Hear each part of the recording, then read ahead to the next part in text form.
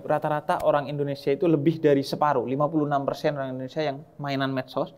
Dan waktu yang dihabiskan itu 8,5 jam. Per hari. Per hari. Rata-rata orang Indonesia. Nggak punya kehidupan kah mereka? Nggak punya kehidupan yang benar gitu? Nggak punya kehidupan duniawi? Sampai sibuk otaknya ke situ. Matanya habis ke situ, telinganya habis ke situ, komentarnya habis ke situ, pikirannya habis ke situ.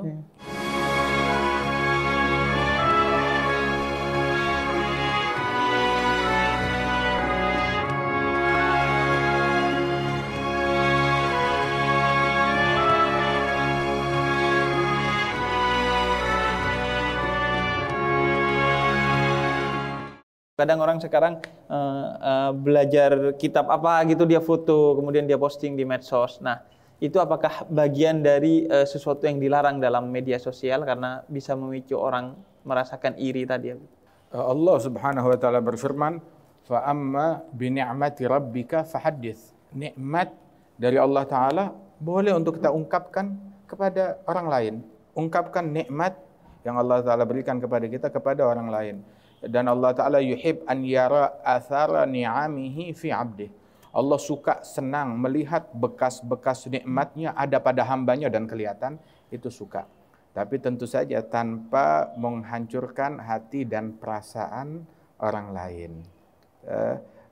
Sehingga dia harus juga peduli dan memikirkan perasaan orang lain, para fakir, miskin yang kesusahan ketika menyaksikan hal yang demikian. Itu pun juga harus dipikirkan tanpa merusak perasaan mereka. Ada orang yang buat makan 1 hari aja susah, apalagi buat 1 bulan dia makan. Tunjukkan nikmat Allah Ta'ala silahkan, tanpa merusak dan juga menghancurkan hati dan perasaan orang lain. Dan yang kedua pun juga apabila dalam urusan akhirat dia menunjukkannya, silahkan apabila dia menunjukkan hal tersebut, mengungkapkan nikmat Allah yang pada dirinya, tetapi tanpa dia ingin dipuji. Begitu, ataupun juga ingin ujub. Rasulullah sallallahu alaihi wasallam beliau pun juga mengajarkan kepada kita untuk membersihkan diri dari sifat riya, dari sifat ujub atau sifat sombong. Dan semuanya itu terkadang berawal dengan menunjukkan amalan yang ada pada kita kepada orang lain. Bukan berarti menunjukkan amal ibadat kepada orang lain itu udah pasti amalannya hancur, hangus. Enggak juga, tergantung dari niatnya orang tersebut. Mungkin dia dengan polosnya menunjukkan kita ada amalan-amalan yang ditunjukkan ke orang lain. Seperti sholat jamaah, sholat Jumat, itu ibadat yang ditunjukkan ke orang. Sholat jamaah, sholat Jumat, itu semua melakukannya. Tapi juga ada juga amalan yang tidak ditunjukkan kepada orang lain. Dan setiap kali amalan tersebut disembunyikan, sebagaimana sifatnya kaum sholihin, mereka sebisa mungkin menyembunyikan amal ibadat mereka, amal baik mereka disembunyikan, lebih daripada kita menyembunyikan amal jahat kita. Subhanallah. Dan setiap kali amal disembunyikan itu lebih aman dan lebih selamat dari terkontaminasi oleh sifat riya, dari sifat ujub, dari sifat sombong. Ada Al-Hasanul Basri diundang makan oleh satu orang. Ketika diundang makan, dihidangkanlah sebelum dihidangkan makanan ditaruh taplak untuk dihidangkan makanan di atasnya, kain untuk dihidangkan makanan. Taplaknya bagus. Ketika ditaruh taplak tersebut, maka tuan rumah bilang, jangan taplak yang ini, tapi ambil taplak yang saya bawa pulang dari haji. Ya, bukan haji yang tahun ini, bukan juga haji yang tahun kemarin, tapi haji yang tahun sebelumnya, yang 3 tahun yang lalu. Dibawakan. Terus Hasanul Basri bilang, kesian, cuma gara-gara taplak meja engkau hanguskan pahala 3 haji. Gara-gara taplak meja saja engkau hanguskan pahala 3 haji. Apabila itu dia lakukan dengan untuk menunjukkan saya sudah haji 3 kali. Mau beribadat silakan ibadat, cuma juga enggak seharusnya lagi tawaf, tahu-tahu wah saya sekarang lagi tawaf, saya di depan Ka'bah. Makruh tawaf sambil berbicara, tawaf bi manzilatus shalah, bukan tempatnya untuk hal yang demikian. Terkadang beberapa kali juga orang dia berfoto selfie, dia masukkan ke dalam medsosnya dia gitu. Saat kita bersama Al-Habib Umar lagi berceramah, lagi terjemah, tahu-tahu dia di tengah jalan, dia di depan mimbar seperti itu, mengganggu kekhusyuan majelis. Bukan tempatnya. Masing-masing itu segala sesuatu ada pada tempatnya. Hendaknya dia bisa memposisikan segala sesuatu sesuai dengan tempatnya. Dan segala sesuatu kalau udah berlebihan juga nggak bagus. Ada orang tuh sampai dia kecanduan. Tiap hari dia harus cari tahu kehidupan orang lain.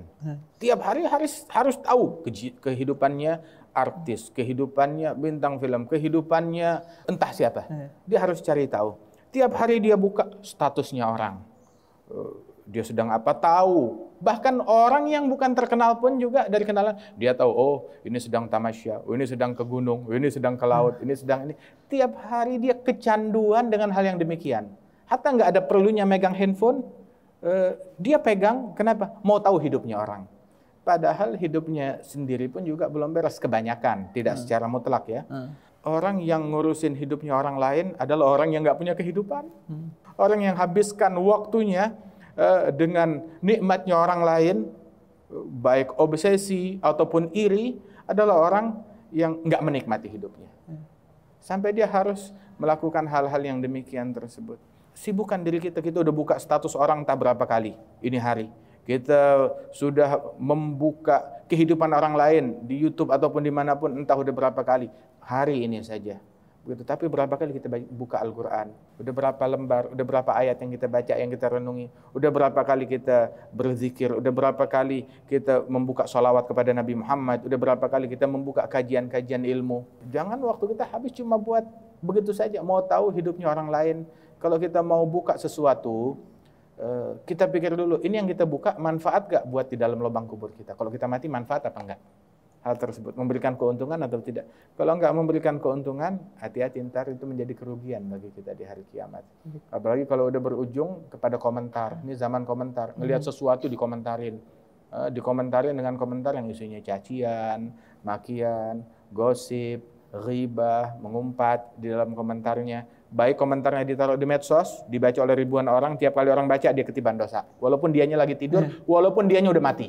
Dosa jariah. Dosa jariah. Ataupun juga komentarnya, ya di dunia nyata dia cuma nonton begitu, komentar sombong ini, belagu ini. Dikiranya gratis. Padahal malaikat mencatat daripada komentarnya dia tersebut dan dituntut besok di hari kiamat. Ya kadang komentarnya nggak ditulis, tapi ada di hati. Di hati masih lebih mending, walaupun itu nggak baik. Tapi kalau diungkapkan di mulut, lebih parah. Itu fatal. Dia tulis, nah itu menjadi komentar jariah besok. Komentar jariah. Udah nggak punya amal jariah, yang punya dosa jariah. Dosa jariah. Ya, jadi itu mungkin pembahasan kita pada hari ini tentang iri yang mengacaukan hati kita, membuat hati kita buruk, membuat hati kita lelah. Sehingga sudah sepatutnya kita menjauhi rasa iri tersebut. Dan sebenarnya ya yang pertama dirugikan, kata Habib tadi, adalah diri kita sendiri. Maka kunci kebahagiaan hidup adalah sebenarnya tidak iri pada kebahagiaannya orang lain. Karena biasanya orang itu tidak bisa mensyukuri dan tidak bisa bahagia atas kenikmatan yang Allah berikan kepada dia, karena dia sibuk melihat kebahagiaan dan kenikmatannya orang lain. Padahal sebenarnya sudah cukup dia. Itu ayah kita bilang, sibuk melihati ayam di piring orang lain, sehingga ikan yang ada di piringnya digondol kucing. Digondol kucing, ya. Habis. Imam Al-Haddad bilang, wa in tarda bil magsumi ishta muna'aman, wa illam takun tarda bihi ishta fi hazan. Kalau kamu ridha dengan apa yang dibagi oleh Allah Ta'ala, kamu hidup bakalan tenang, nikmat. Tapi kalau kamu gak ridha, akibat apa yang kamu saksikan, yang kamu tonton, membuat kamu menjadi rakus dan serakah, maka kamu akan selalu hidup dalam depresi, dalam kesedihan. Makanya kebanyakan orang-orang stres, nilai stresnya itu sesuai dari berapa lama yang dia habiskan untuk medsos. 2019 itu datanya menyebutkan Habib, rata-rata orang Indonesia itu lebih dari separuh, 56% orang Indonesia yang mainan medsos, dan waktu yang dihabiskan itu 8,5 jam. Per hari. Rata-rata orang Indonesia. Nggak punya kehidupan kah mereka? Nggak punya kehidupan yang benar gitu? Nggak punya kehidupan duniawi? Sampai sibuk otaknya ke situ, matanya habis ke situ, telinganya habis ke situ, komentarnya habis ke situ, pikirannya habis ke situ. Itu online-nya dia. Online-nya dia. Jadi sepertiga hari itu habis untuk dia online. Subhanallah. Habis hidupnya buat begituan. Ya. Andai kan tuh 8,5 jam itu, konten yang dia lihat adalah konten yang mengandung pahala. Tapi tidak, konten yang dia lihat ini beli mobil baru, ini beli motor baru, ini beli sepatu baru. Begitu. Emang kalau orang beli sepatu baru kita turut melaksanakan, merasakannya, menikmatinya. Ada kita nontonin orang makan, kita turut menikmatinya di mulut kita. Enggak. Bahkan kadang kita sudah punya sepatu dan sudah bahagia dengan itu, tapi karena ngelihat sepatu orang lebih bagus, akhirnya jadi gak bahagia. Jadi berasa gak enak nih sepatu. Jadi gak ngerasain. Saya jadi ingat ada satu orang yang dia dapat gaji 3 juta misalnya sebulan, dia bahagia. Dia bisa jalan-jalan setiap minggu dengan anaknya, dia bisa membeli ini dan itu, yang merasa cukup lah dia dengan itu. Kemudian datang temannya, dia cerita, gaji kamu berapa sebulan? 3 juta. Ya Allah, zaman segini kok masih mau digaji 3 juta gitu. Padahal di luar itu UMR sudah sekian, si fulan digaji sekian. Dan sejak itu dia gak bahagia. Sejak itu dia gak bahagia. Gak bahagia karena iri sama gaji-gajinya orang lain. Sebab dia tidak memfilter apa yang masuk ke hatinya, baik yang dia lihat ataupun yang dia dengar. Ketika ada virus masuk ke hatinya melalui apa yang dia dengar, melalui apa yang dia lihat, ya sudah rusak. Kenyamanan bukan di materi. Berapa banyak orang punya materi nggak nyaman, bunuh diri. Di Jepang orang yang mati gara-gara bunuh diri lebih banyak daripada yang mati gara-gara corona. Padahal tingkat kehidupan ekonomi mereka, Masya Allah, luar biasa. Akan tetapi kebahagiaan bukan di materi, kebahagiaan itu letaknya di dalam hati. Dan pada akhirnya kalau kita bertemu dengan satu orang yang selalu bikin kita tidak nikmat dengan kebahagiaan kita, itu pada akhirnya ya kita, setelah misalnya kita nasihati, tapi tetap nggak mau, dia tetap bikin kita ya tadi, wah hidup kamu tuh susah, atau dia nunjukin media sosial nih si B begini, itu sebaiknya kita jauhi. Ishab dzawil ma'ruf wal ilmi wal huda wa janib wa la tashab hudita man iftadan. Berkawanlah, dekatlah dengan orang yang baik, yang membuat kita makin baik, yang membuat hati kita makin bersih, yang membuat kita makin zuhud di dunia, yang membuat kita makin semangat ke akhirat, yang membuat kita makin khusyuk, yang membuat hati kita makin mencintai satu sama lain. Dan lain daripada itu, membuat kita makin dengki, makin benci, makin iri, makin stres, makin menghilangkan khusyuk kita, makin cinta duniawi. Yang ini menghindar dari orang-orang semacam ini tanpa menghakimi siapapun. Kita ngomong begini, jangan kita berarti menghakimi orang yang bermewah-mewahan. Enggak, kita nggak tahu niatnya mereka.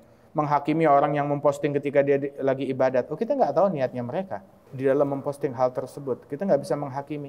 Yang kelihatannya zahirnya baik, kita wajib berprasangka baik kepada orang tersebut. Bahkan yang zahirnya bisa jadi ditakwilkan dengan baik atau buruk, ya takwilkanlah dengan yang baik.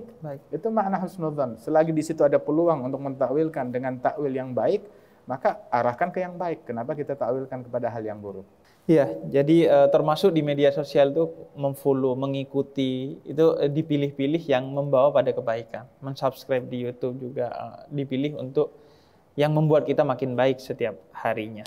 Terima kasih Habib Jindan atas waktunya, atas ilmunya, atas pencerahannya. Dan terima kasih semua santri yang hadir pada hari ini. Semoga ilmu yang kita dapatkan pada hari ini menjadi manfaat, menjadi barokah, dan utamanya menjadi akhlak bagi kita, menjadi pegangan untuk kita jalankan, dan insya Allah kita dakwahkan kepada orang lain. Ini akhir dari perjumpaan kita pada episode hari ini. Tetap mengikuti dengan subscribe, nge-share, berkomentar, dan membagikan kebaikan yang ada di channel Cahaya untuk Indonesia, agar kemudian lebih banyak lagi orang yang terinspirasi, lebih banyak orang lagi yang menjadi ingin berlomba-lomba dalam kebaikan melalui channel ini. Itu dari kita, semoga kita dijauhkan dari rasa iri, rasa dengki, rasa hasud, dan seluruh penyakit hati. Kurang lebihnya mohon maaf. Wassalamualaikum warahmatullahi ta'ala wabarakatuh. Waalaikumsalam warahmatullahi wabarakatuh.